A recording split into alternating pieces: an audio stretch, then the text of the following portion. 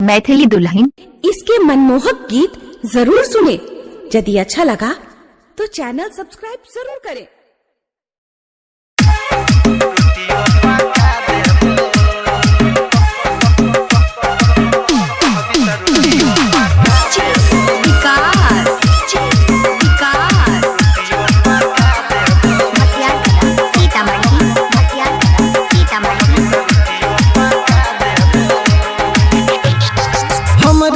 छोरी दूल्हा बना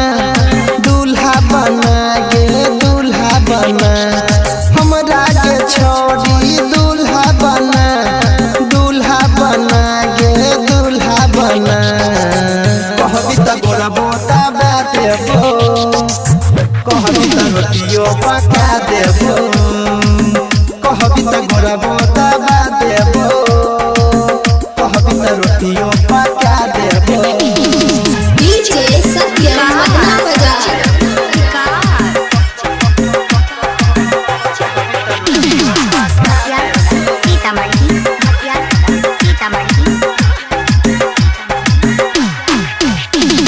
हमरा जैसन तोरा मिलतो नहीं दूल्हा, डिबिया भर के गोदी खोज ले।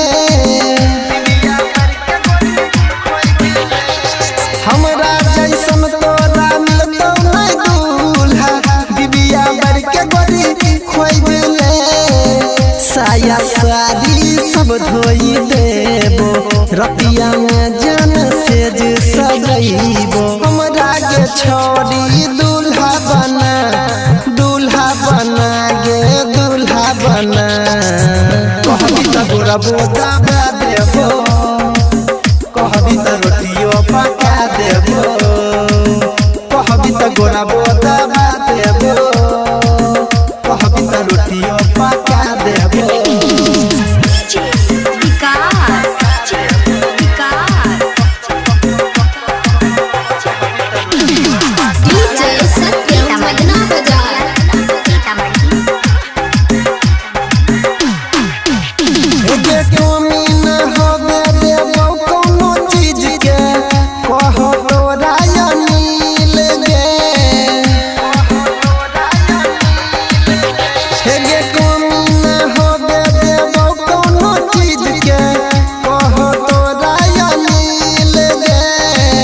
कहे छो सत्यम सुनै गे गोरी, बड़ निक रहते अपन जोड़ी। करे सोम बारी भोले बाबा के मना गे भोले बाबा के मना। कहबी त गोरा बोता देबो, कहबी त रोटियो पका देबो, कहबी त गोरा